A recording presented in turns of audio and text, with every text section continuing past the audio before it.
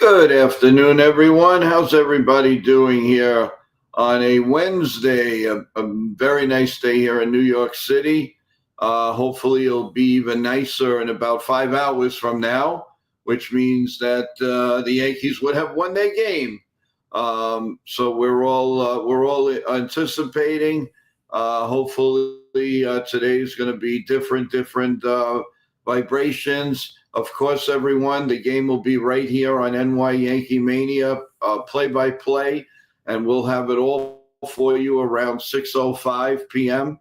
Please, everybody in the chat, please come and join us. We'd really appreciate that. So, without any further ado, what I'd like to do while we wait for former MLB pitcher Dan Straily.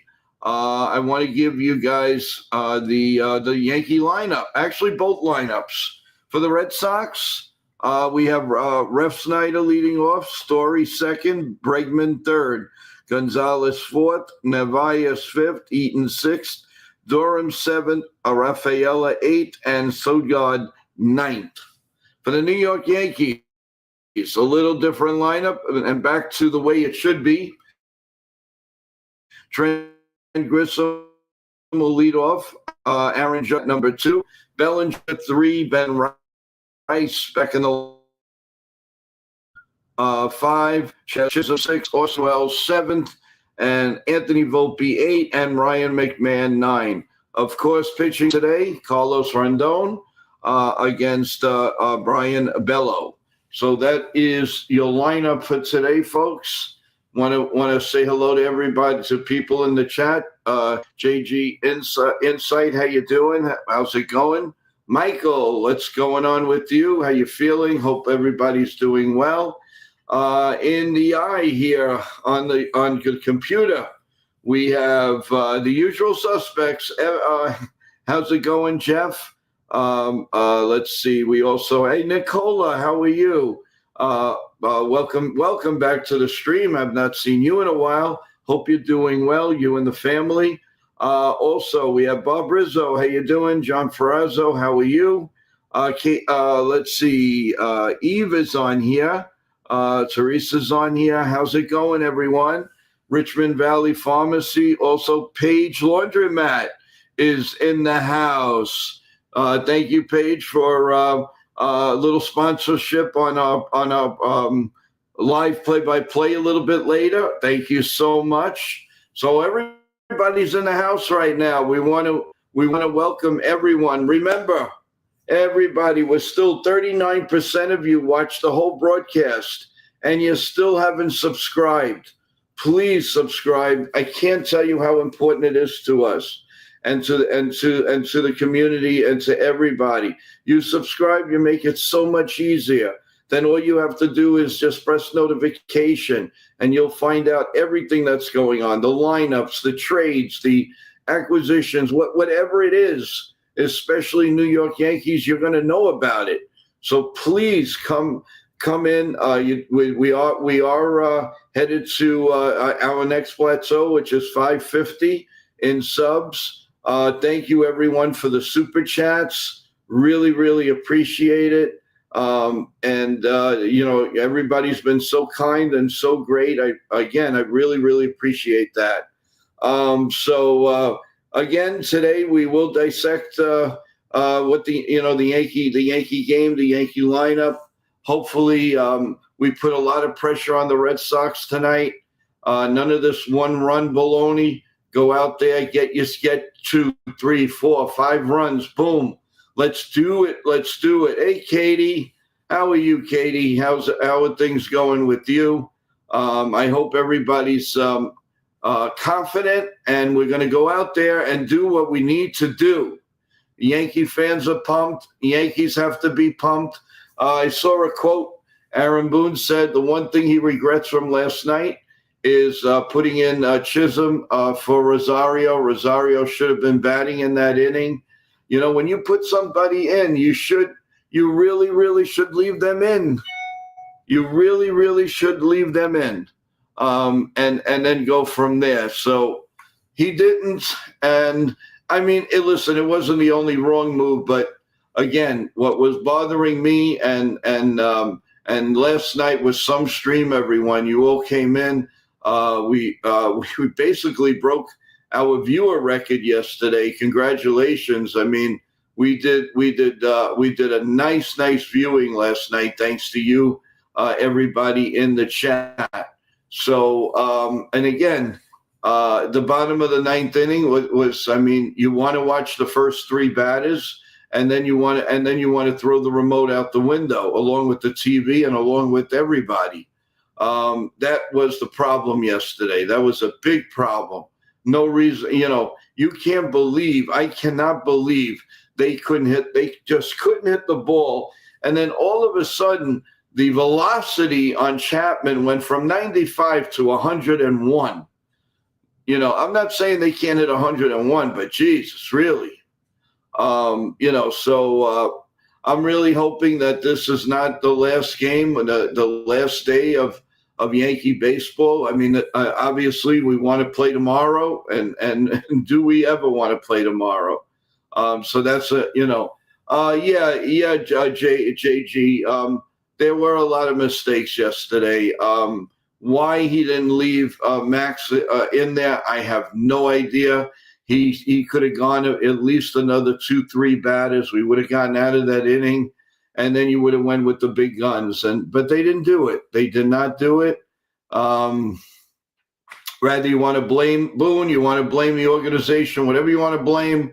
They lost. We can't get it back. What we can do is win tonight. We win tonight, and everything's forgotten. And then all the marbles tomorrow. All hell will break loose in Yankee Stadium. But we got to get through first tonight. Got to take the lead and stay there. Just completely stay there. I'm telling you, it's. I just want to. I want them to come back tonight. Come back hard. Play your game, and that's it. Just play your game. Don't worry about anybody else. And I really, really, really am looking forward to. I like the lineup. We've got to. We've definitely have to get a lead right away. No more falling behind or anything like that. We've got to take the lead and keep it. Keep it. Tonight, we'll have to. I would like to see Tim Hill in case later on, and I believe that Weaver will not come in tonight. So Cruz may be on the bubble for maybe an inning. You may see Leiter Jr. You may see Blackburn, and then the biggies at the end. So we'll see. We'll see how it goes. By the way, bottom of the eighth, the Cleveland Indians lead the Detroit Tigers 3-1, and so they're looking to tie that series at 1 apiece. The Padres are leading the Cubs 1-0 in the top of the fourth, so they're looking to go 1-1, and there's no reason why our Yankees can't go 1-1. So that I hope, for God's sakes, will happen tonight. Remember, we will have the play-by-play right here on NY Yankee Mania. And I would want our family chat to come in and give us some cheers. We are going to, I'm sure we're going to have Red Sox fans in here. We're going to have Yankee fans. I'm sure we'll probably have Toronto Blue Jay fans because they follow. Have no problem with that at all. So definitely, we are. It should be a fun ride. It really should be a fun ride. What do you guys think tonight? You guys think what are we looking at? Who's how long do you think Rendon's going to go? Who's going to be the star of the game? Remember yesterday I was right. I said Anthony Volpe. So tonight I'm going to go. My number one hitter tonight is going to be Ben Rice. Ben Rice is going to do something special tonight. I also believe that Aaron Judge, the Golden Boy, is going to do something pretty big. I just I honestly don't see the Yankees losing tonight. I really don't. And if they win convincingly, I really think they're going to take the series. I really do. So we got our first one, Rendon from JG Insight. 7K, innings with Judge gets a home run. Okay, I like that thought. Absolutely love that thought. What else is everybody thinking? I'm going with Rendon for 7 innings, 8 strikeouts, 1 run, and he's going to be dominant tonight. He is going to be dominant tonight. But we'll see. We're getting there. We're about 2.5 hours, not even 2 hours away, and so stay tuned, everyone.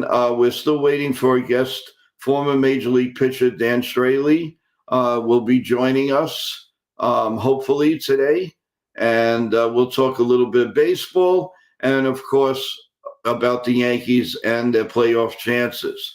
Looking forward, looking ahead, don't forget, everyone, in the next few days, we're going to have together Tom Gordon, ex-Yankee relief pitcher, along with Denny Nagel, ex-Yankee starting pitcher, who was in the 2000 World Series with the Yankees and a world champion winner. Tom Gordon, if you don't remember, he was our 8th-inning star leading into Mariano Rivera a few years back, around 2004, 5, right around that area, and he was effective. I'm sure he's going to have some really good stories about Mariano and about playing for the Yankees. So that's where we are right now. Let me give you a little play-by-play of the Cub game while it's hot. We're in the where are we now? Top of the fourth, 2-1. And Bogarts is up, and he just fouls one off, so it's 2-2. We will see 2-2, one man on, and nobody out, with San Diego holding on to a 1-0 lead. And Imora is pitching, and it's outside, and now the count is 3-2. 3-2 on Bogarts. Hey, Katie, Yankees have to win this game, or else they're going to be eliminated. Offense needs to step it up 1,000,000%. 1,000,000%. 3-2 pitch to Bogarts is pop foul and out of play. And an update on the Cleveland score. They now lead 6-1 in the top of the 9th inning. So unless a major breakdown from the bullpen, that series is going to be tied 1-1. That's music to the Yankees' ears. We definitely need to come out crisp tonight. Bogart swings and misses. He gone. So 1 out here in the top of the fourth, with the Padres leading 1-0. So Cleveland looks like they're going to tie their series.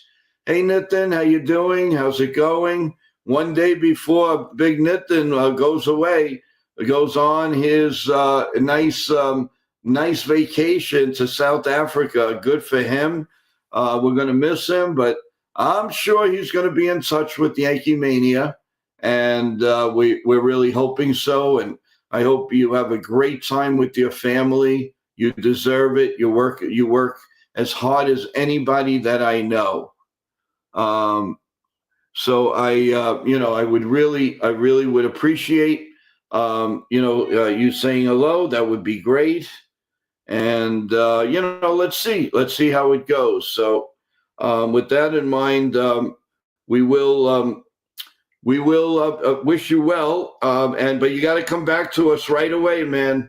You have to come back to us. We're going to miss you, and you're our Yankee charm. So please come back as soon as you can. Let's see. Let's see if he's Dan. Are you up? Are you ready to come up? Just want to say hello first. Give me a thumbs up before I bring you up. Good. Okay, so our star of the show is here, former Major League pitcher Dan Straily, and we're going to bring him up. And we're so happy and excited to have him on our NY Yankee Mania show. How you doing, Dan? How's it going? Good. Sorry, I was a little late trying to get through some technical difficulties over here. We all have that. It's that hey, listen, live is live. That's what happens. Don't worry about it. Thanks for joining us. First of all, how are you doing? How's your family doing? That's the most important. I appreciate that. Yeah, no, everything's good. Got home and enjoyed the retired life for a little bit.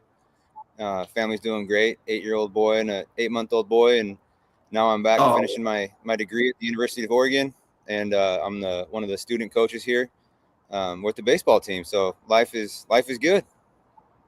oh, awesome. Let me ask you something. First of all, before we get into getting started, do you miss it? Do you miss the grind of traveling with your team day in and day out for years and years? What's it like? I mean, that you can wake up in the morning and go, oh, I'm free. I don't miss it. I don't miss it yet. I miss the competing. I miss the clubhouse. But I get to see my family a lot more. I got to be at my son's birthday. He's 8. I got to be there for his birthday only for the 4th time. Oh, that's So great. it's just like it's like the real life stuff. Like baseball, I love baseball. Don't get me wrong. Baseball has been my everything for the last 17 years. But to be home and be a part of some of the bigger picture life stuff is everything to me. And so when I got out here to Oregon and started working with these guys, I actually was kind of worried I was going to feel like, man, I just miss baseball. Like I want to be throwing still. And honestly, it's been the exact opposite. I'm just so happy just to get to pour into these guys, and not one moment have I felt like, man, I really want to do that. I also know how my knees and back would feel if I tried to go do it again. So I haven't missed it yet. Not saying it's not going to come. I'm sure that day will get here sooner or later, but doing really good for right now. Okay, so and that's great that you don't miss it. And you love what you're doing. And anytime I hear anybody working with kids, to me that's the greatest thing. That's the greatest gift you can give someone. And I kudos to you, man. That's awesome. That you put your time and effort in that. And of course, your beautiful 8-year-old and the rest of the family. That's great. One thing before you don't mind answering a few questions from the chat, but if that's okay. But I Yeah. wanted to ask you, yeah, I wanted to ask you though. So when did you get started, and basically when did you know? You said to your family, your mom, your dad, whoever, you know what, I can do this, guys. When did you realize that? And take us through a little bit of your journey. I don't think I ever realized that, honestly, until I was there.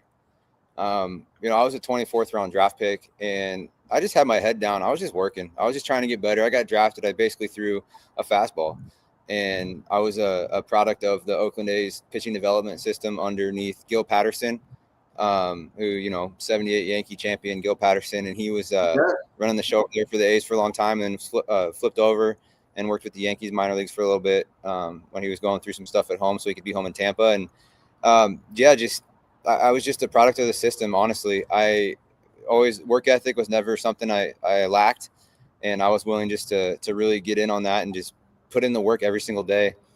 And like I think part of not like ever having that moment of like or that thought of like I did, why isn't this happening to me? Like I deserve this. I'm ready for this. Like it was just constant work, and all of a sudden, before you know it, I look back and I'm years into the thing of big league service time, and just like kind of like just like, man, how did I get here? And it's like really cliche, but it was just one day at a time of just working hard and trying to constantly improve what I was doing, because I wasn't blessed with a high 90s fastball. I was blessed with pretty decent command, but I didn't have like overpowering stuff. I was just a worker, man. Well, you listen. I mean, you got to be proud. You're above 500 pitcher. You were a very good pitcher. I did follow you as you were going through your journey. What was your favorite? First of all, you know what? Let me get a question in from JG here. Hey Dan, congrats on your career and new endeavors. As a young man growing up in California, who was your favorite player and your favorite team? And he thanks you. Yeah. Oh, thank you, JG. The growing up, so I was born in Southern California and I grew up in Eastern Oregon. And the Eastern Oregon part's the one I really remember. I was pretty young when we moved away from Southern California, but my favorite team was still the Dodgers, and it was Mike Piazza. That was my guy. So I ended up following a lot of him on his journey with the Mets, and that was simply because my dad grew up a Dodgers fan, and so that's what was on TV at night. And so even though when we moved up to Oregon, he would always get KTLA during the summertime, and we would Right. watch Dodger games. So it was just a lot of that, and then I forget what network it was, but that the Mets used to play on back then. But he got that network as well, just because he knew I was just so into watching baseball. So I just always grew up watching him, and then it was kind of two. And the other one was Andy Pettit. So it was really just kind of an easy one for me. Yes, network was always on, so I was able just to watch Yankee games early in the afternoon after getting home, and during the summertime early in the afternoon before my parents got home, and it was just kind of what I did. And so I just kind of really loved the way Andy competed, loved the pickoff move, and just really enjoyed watching those two guys growing up. Who is who was your number one player growing up, as far as who you follow? I mean, I know you just said Andy Pettit was one, but I mean, as far as superstar hitter, who did you follow? I think it was. I mean, I was in the generation of you couldn't not follow McGuire and Sosa. I think that was, this was back before social media, right? This was back when ESPN still kind of ruled the world in terms of like what we got to consume as fans. And so it was every night it was watching those guys doing whatever they did on the field. And so I think it just kind of worked out that way, that those were the two guys that you just enjoyed watching along with the rest of the world that was, kind of forcibly consuming ESPN Baseball Tonight.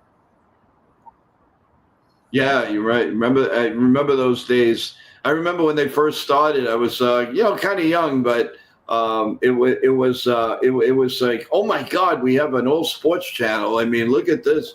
I mean, it was great, but now look at it. I mean, you can't walk 2 seconds without knowing what's going on. What is the pitcher doing tonight, and all of that. So we have a question here for you from Teresa. Teresa asks, did you enjoy coming to New York and pitching either against the Mets or the Yankees? Absolutely. Absolutely. So as someone you can't get much further away from New York growing up, right? Eastern Oregon, out in the middle of a wheat field. Like you hear about New York growing up. You kind of dream about going there someday. Can't tell you how many times I heard in my life, I'm going to go to college and I'm going to move to New York and work there. It was just kind of this place that, those of us that aren't from there, that don't spend much time there, it was just like put on a pedestal. And so I just remember going to New York for the first time, and quite honestly, every time, and just like really enjoying the couple days. It was one of the few places I would try to get up early and go for walks. We'd always stay somewhere in Manhattan. And so I'd find myself grabbing a coffee and a bagel and walking around Central Park in the mornings, and just enjoying that part of New York. And just even to the fact that my wife and I, we had a list of things we wanted to circle back on after my career was done. And the first one that we did was actually Broadway shows in New York City. Went back there last year and spent a good 4 days or 3 days watching 4 different shows on Broadway, and just had an amazing time. So always enjoyed it. Loved competing in New York. Loved getting heckled. Like, you hear some of the dumbest and some of the funniest comments when you're there. And as a player, I feel like, you gotta be ready for it. You just do. Like, you hear it, you laugh at it, you move on. But I always enjoyed it. You just got to enjoy the passion of fans, no matter where they're at. You just enjoy the passions of the fans for the home team. And it's what keeps making our sport so great. So honestly, whatever New York City whatever New York Stadium I was playing in, I always really enjoyed it. Probably enjoyed playing against the Mets a little more, just from the standpoint that the park's a little bigger as a fly ball pitcher. The first time I got a chance to pitch in Yankee Stadium, it was against Andy Pettit. And so for me, that's like one of those moments that I'll hold on to forever for the rest of my life, but especially to remember my career of first getting a chance to pitch there for the first time. Bob Rizzo asks, first of all, thanks for coming on. And he wanted to ask you, What is it about the and you being a former Marlin? Can you tell us what is it about the Marlins that just go crazy when at the end of the year against the New York Mets? Is this a special feeling? What is it that happens that they just turn on to? It's like they winning a world championship.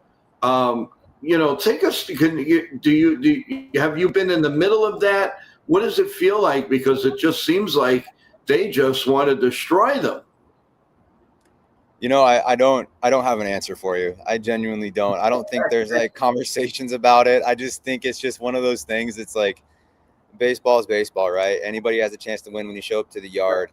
And I have been, unfortunately, a few of those years I spent on teams that were at the bottom of the barrel. And you're already eliminated from the playoffs and you're playing against a team that's fighting for the playoffs. You feel like you owe it to the game that we all love. You owe it to the game to not give in and just play as hard as you can for all 162. And so even though it looks like they're trying harder or trying differently, no, they're giving it the same effort. But like it just at the end of the year, it just everything's put on a pedestal because everything's under a microscope, right? Because each game is that much more important. So I think it's more of just a pure coincidence. But it is intriguing. I'd love to be on a fly on the wall and know if they actually were having conversations about like, let's try to mess this season up or something. But I highly doubt that. Well, I can tell you social media here in New York City right now is, they are just blasting the Mets. Nothing against the Marlins, but kudos to the Marlins because and first of all, they're a good upcoming team. I don't know how much you've been following, but you may not be able to name 4 players on the team, but one thing for sure is that they are a great upcoming team. They play with hustle. They play with pride, and I am hoping because Florida does deserve, that part of Florida deserves a good winning team. And although I have to say I was disappointed when we lost to them in the 2000, what was it? Was it 2003, right? Yeah. 2003 World Series. But all in all, though, it's nice. I'm sure that a lot of players love going there. I don't think the Mets like going there, but every other team I think does, without a doubt. Now, you also mentioned Yankee Stadium. Did you take it all in? Did you go to Monument Park? Did you, or it didn't really matter to you? You focused on if you were coming in or you were starting, you were relieving in those days. What was it like to walk into the old Yankee Stadium? Were you there a few times, right? I mean, except I know the new one. Yeah. Okay. Yeah. So I don't think I ever went to the old one. Because my debut was in 2012. 12, so, right? Okay. Yeah, so I was very much just like it's one of those ones you circle when you see it coming. Because one thing that like I'm a huge baseball fan as well as like a baseball player.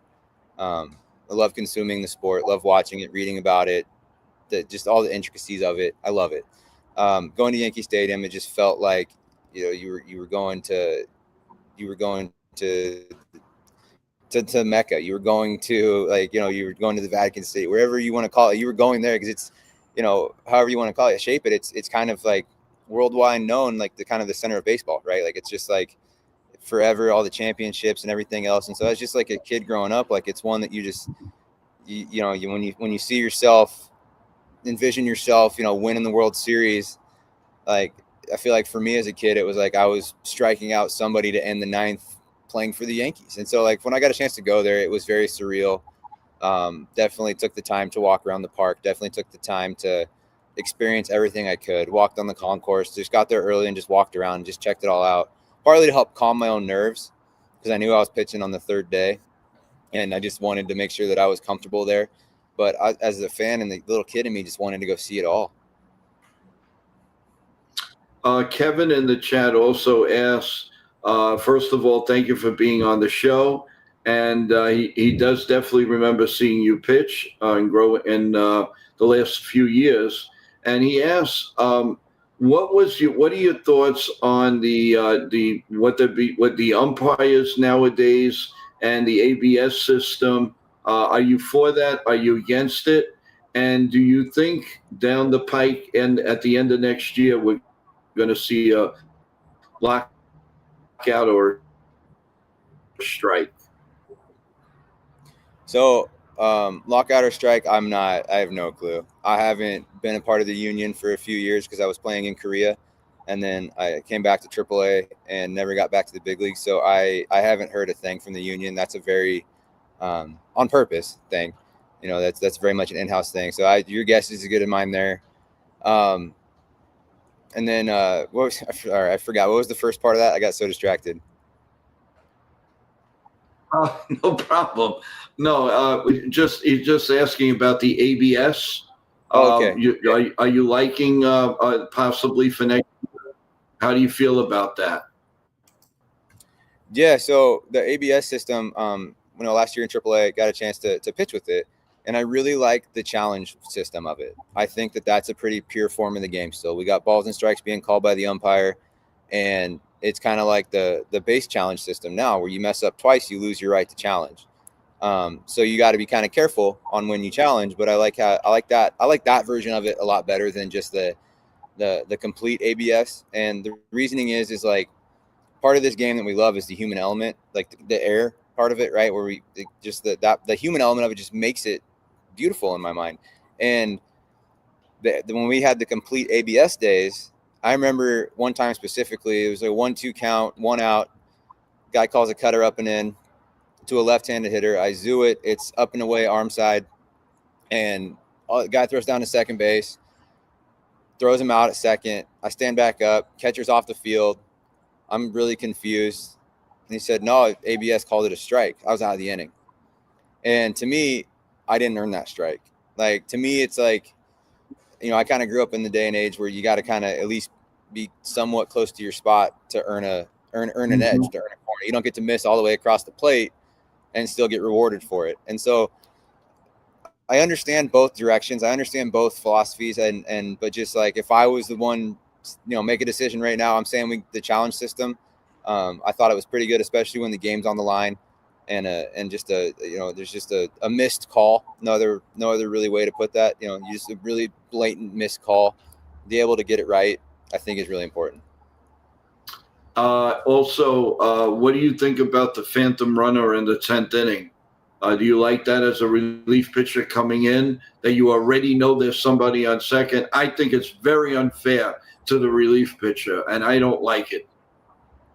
Well, it doesn't count towards their ERA, and it's equal for both sides. So I have a hard time like arguing for or against it. But what I am against is like 15 inning games, 18 inning games, because while they're fun, they are fun to watch. It really does put a strain on the players, on the pitchers especially. But asking a position player to play 18 innings and then bounce back the next day and play a game, it just increased odds of risk of injury goes up. And so it's just like, what would we rather have? A decision in this game. I like it better than calling it a tie. When I played in Korea after the 12th inning, it was just a tie. And that was weird. Really? So like we got to pick and choose what we want to fight for. And I just don't think that's something worth really fighting for. But because doesn't count towards the pitcher's ERA, and it does stay the same for both sides, I think it's really not inherently a bad rule. Okay. That you're actually one of the first ones that's all for it, as being a former pitcher yourself. So that's cool. Okay. I just think it's unfair on both sides. A great relief pitcher, anybody, a Mariano Rivera, it doesn't really matter. I mean, already he's coming in, man on second, nobody out. How easy? I mean, yeah, all right, say, well, it's still hard to hit a ground ball to second, but the odds are, if you have 10 times to get the guy over, I'm sure you're probably going to do it more than at least 6, 7 times. I believe that anyway, because you're a major leaguer, right. You're a star. So, right. But Katie asked you, my question to Dan is, what was your favorite part of being a Miami Marlin? Oh man. There's actually a lot. I really enjoyed our time in Miami. Our son was born there.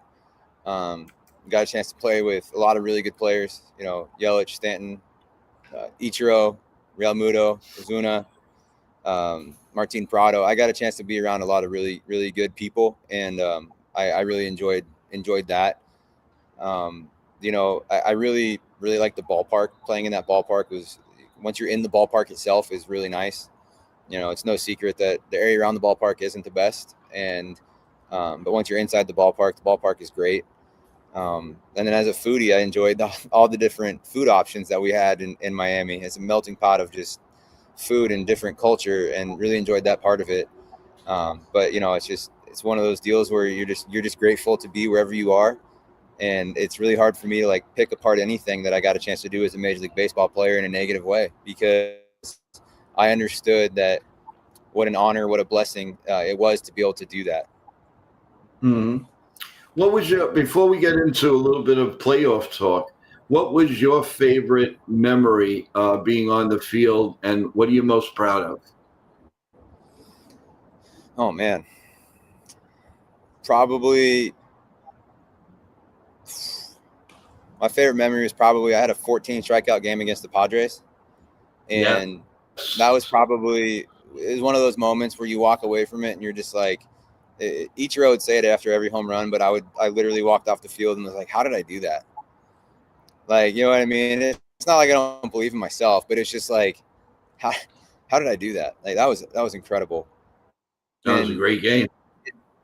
getting to pitch in Yankee Stadium, and then also getting to pitch in Dodger Stadium those are just like, those were two just absolute bucket list items for me. To have Vin Scully call the game that I just got chills when I said that. To have Vin Scully call the game that I pitched in, and or one of them that I pitched in there, and just to have that, you know, it's on a DVD of all things. Have that, you know, forever to just kind of look back on, just kind of growing up hearing that iconic voice, and to write my great grandfather's initials and the year he passed away in the dirt on Dodger Stadium mound was like pretty special for something that I was able to do, and something that he would have been really proud of me to do. So those are some of the memories that I have, some of the stuff that might not be, you know, big and flashy, but some of the biggest things that I'll remember from my career.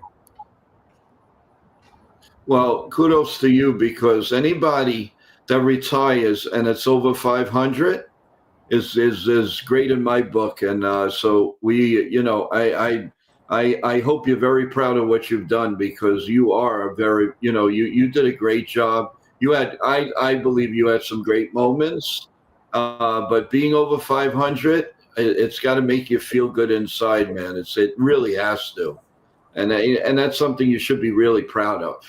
It's not easy in the major leagues here. No, it's a tough league. It's a tough league.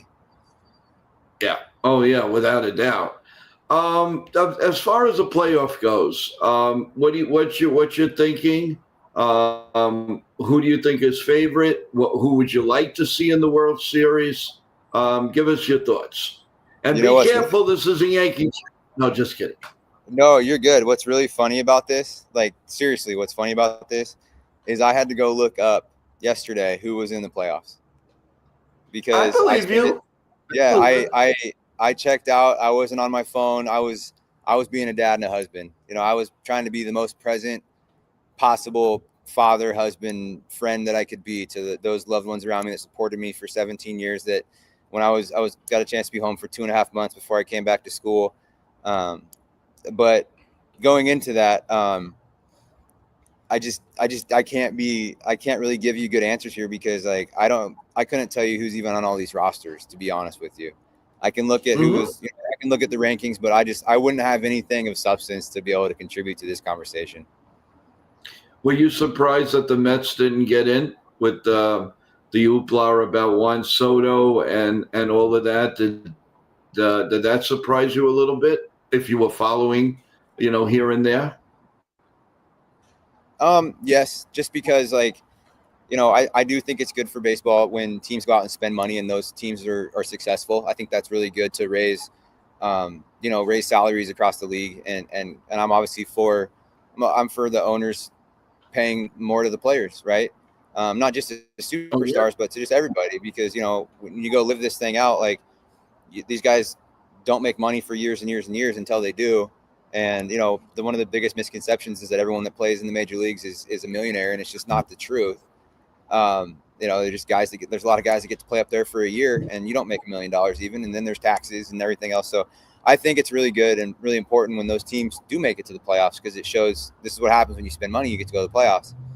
So the flip side of that is I'd love to see them make it just because they are spending a lot of money, right? And I mean, they're very talented. They got a great roster. You know, there's David Peterson, his picture's up on the wall out here. I'm sitting at the Oregon Duck baseball park right now, and I see his picture up there on the wall. So it's just like, you know, I mean, like I got a lot of reasons to support him around here. I'm constantly watching it, but it's like you hate to see it. Just any fan, when you follow a team that closely, the heartbreak. You know, like I'm a big Oregon Ducks football fan, and you know, it's nothing different for us. Last year we lost going into the playoff system. You follow them all year, you don't miss a game, and then you're out the first game. That's kind of similar situation, right? And it just stinks as a fan, and you just kind of check out for the rest of the playoffs and maybe chime back in the World Series, but it's hard as a fan because you expect and you want so much for your team to be the one, but ultimately you have to remember only one gets to do it. Only one gets to be the champion. Did it ever enter your mind at all? You mentioned about money. You know, let's say if you're sitting with the Marlins, and no disrespect at all with the team, but you know, you see it seem like the Dodgers, maybe more so the Yankees a few years back. You see them spending like they do, you know, here and there. What is your feeling? Say, man, you know, it seems like everybody goes to New York, everybody goes to L.A., the Red Sox, and seems like that. How do you feel about that? I think when it's happening around you, you just like, it's just like, you know, noise in a way. Like you want your team to be successful, and you're so focused on what you're doing in your own clubhouse that you almost kind of have a thought of like, oh, good for them.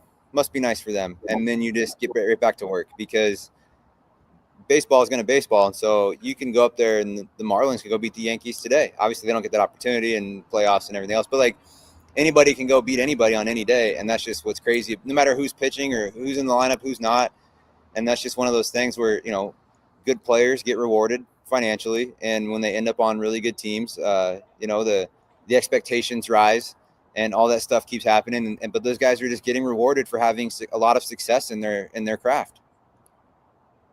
Yeah, and great answer. Absolutely. I do want to give everyone and yourself a scoreboard update. Manny Machado just hit a bomb, and the Padres lead the Cubs 3-0 in the top of the fifth, and that series looks maybe 1-1. So we'll see how that goes. But I mean, some of these players you hit. Have you ever up front seen Aaron Judge play? Can you tell the fans here, Oh, yeah. you know, how you feel about Aaron Judge? Yeah, I was playing for the Orioles, and it was found out I was playing with a torn meniscus, not ideal. But I remember going into facing them, and they gave me here's how you're gonna get Aaron Judge out, and it was throw him a front hip slider. And I thought these guys were crazy. Like, this is Aaron Judge we're talking about, and got him to pop up to third base and just couldn't. I thought I was just going to get absolutely hammered, but you follow the plan and you execute the plan. No, I had a chance to follow him for a little bit, you know, be across the diamond from him. And he's just exciting. He's just fun to watch. He's just good for the sport, you know, big smile all the time or most of the time. Right. And it's just always fun. Anytime you get those guys in the box, you know, him and Stanton both, where they're in scoring position from home plate. It's like can't miss TV, right? You got to tune in. You got to see if he's going to leave the park here. And he's just an electric player, and loved facing him. Like, truthfully loved facing him, because as an elite competitor, you just want to face the best. And that's like, you just genuinely do. You get really excited to go face the best. And so he gets the best out of everybody, unfortunately for him, you know, but that's just, you know, kudos to him on what he's able to do, because everybody's reaching back a little more for a little extra oomph on their fastball. Everyone's throwing their nastiest breaking balls. Everyone's throwing their best changeups. Like, everyone's dialed up to face him, because it's just what you inherently just naturally do when you are facing the best, is you elevate your own game. And so he specifically is getting everybody's best every single night. Therefore, to see him having the success still is it's just fun to watch. Yes, it is. And between Stanton and Judge, I don't think any combination two people hit the ball any harder than what they, especially when Stanton gets a hole. Oh my Mm-hmm. God! I mean, I'm sure you've seen it up close. Oh yeah. So I was with him for his MVP year. Yeah, that's right. He had the home runs. I do have a little surprise for you before we let you go, and I'm going to bring him up right now. Yo, and it's Nathan. What's up, man?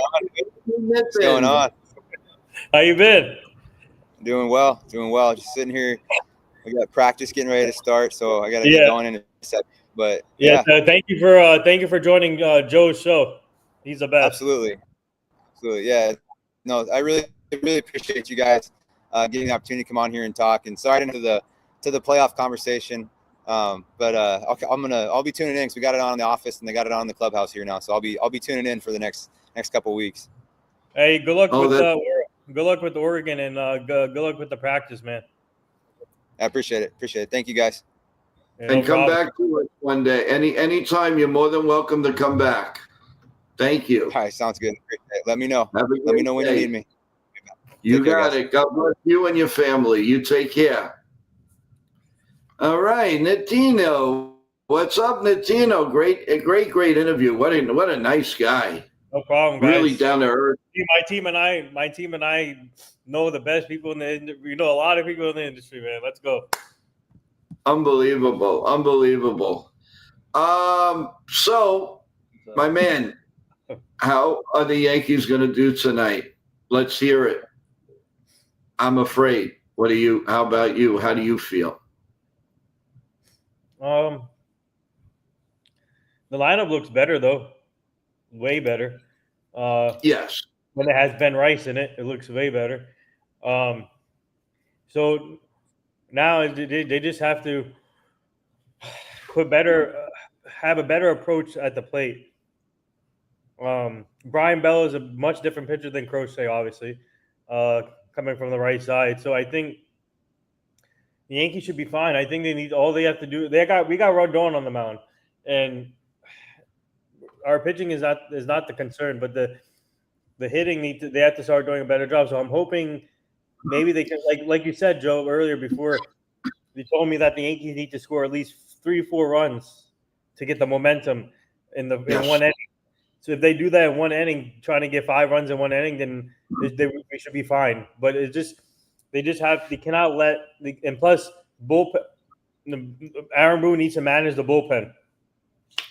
Yes.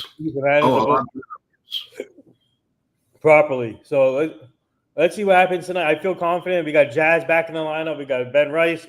It's a much better looking lineup from yesterday. I'm telling you right now. I'm hoping we can produce more runs. That's the thing. So, but I feel confident we're going. I expect him to go 7 innings. I'm hoping 7-8 innings, depending on knowing Aaron Boone, he'll take him out. But hopefully he goes the distance, which we need. But I do feel obviously we got to win tonight because it's a do or die game, and then if we lose, the season's over. So I do feel confident, guys, and let's go Yankees. And chat, thank you guys for the support for this show, chat, and we got more things coming for you guys, so stay tuned. But man, tonight should be a fun one, and I might be joining the play-by-play stream with you guys, Joe. So that sounds good to me. We're ready to go. Should we find out if Jason Michaels wants to join? He just texted me. I haven't. I'm actually going to look at it right now while we're talking. More than likely, because he's on babysitting duty, he's going to come on. If he's going to come on, he's going to come on a little bit later in the game. He wishes everybody well, says hello to the chat, and he'll do whatever he can to come and give some input when he can. He appreciates that we're asking him to come on. So that's the latest on having Jason Michaels tonight, guys. Dan just texted us saying thank you for having him on. So Oh, thanks. He was absolutely fantastic. Great to talk to, down to earth guy, and that's all you can ask from a former player. My team and I are connected with a lot of people here, guys. So stay tuned, man. More to come. No, really, he was a real pleasure. Really easy to ask him questions, and and I appreciated all the answers. He was as honest as he could. Yep. And so that was great. So, but guys, we're gonna get ready here in a little while, and I want everybody in the chat to please come in. You got to give us love inside What's up, the BJ? chat in the game. We've got to do that, and don't be outbid from Red Sox fans. Or our Yankee love has to be coming here tonight. So please come in. We really, really do want you. Of course, if you haven't subscribed, please subscribe to NY Yankee Mania and press the like button. And the 39% of you that watch us all the time, just move over for a minute. Come and press the subscribe button and notification. You'll never miss anything, and we'll go forward. So. We are like a little over an hour away, I guess, to everything, and so you guys gonna have some nice lunch, dinner, all of that. Get ready. Saving my voice for a big win tonight, and then right after that we'll have a continuation post game show, and it can't be our last one, guys. It just actually. I'm probably going to have a nice meal pretty soon after this water fast is done. And good. Liquid fast. Right. You're still on that? When are you off of it? Soon. I'm going to start eating the meal soon, later. I could just see it now. Look out grocery stores. Look out pizzerias. Here comes Nitin. He's on his way. But we'll enjoy it. And don't eat too fast because, you gotta digest that food, man. Otherwise, oh boy, you're going to be as full as a company B over there. So relax and enjoy your food. Nitin, you have a few thoughts before we end this and get ready for a big game, the biggest game in Yankees this year, 2025. Go ahead.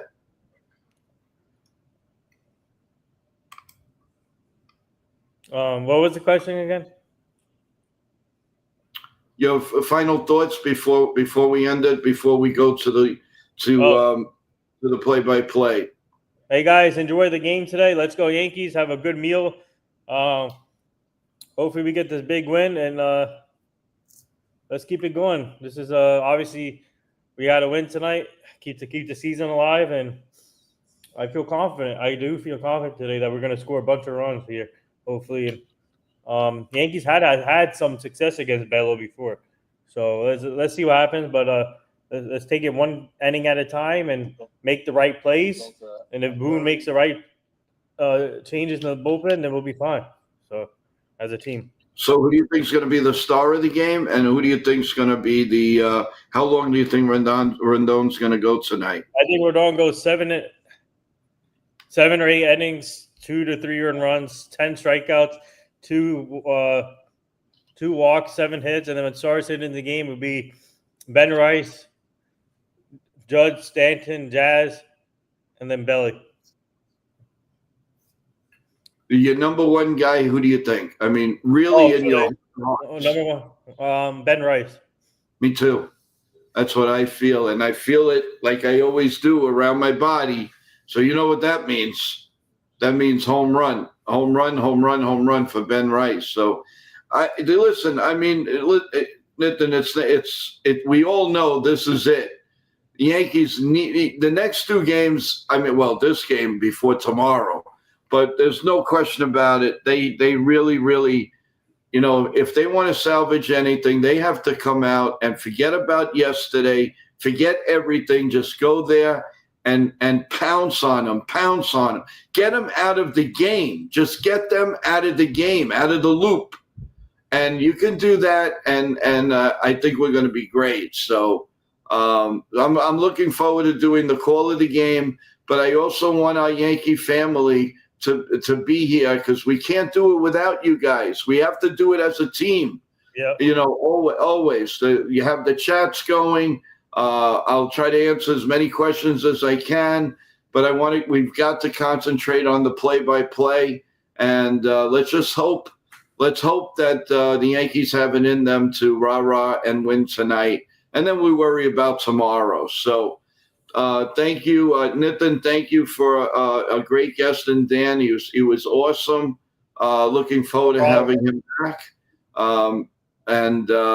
Yep. Let's go Yankees. That's all I could say, really. Let's go Yankees. Let's go. Big game tonight. Yep. We will see you in about a little over an hour. And let's go Yanks. Enjoy your meal, everyone. God bless you all. God bless America. We will see you around 6:05. Go Yankees. Let's go.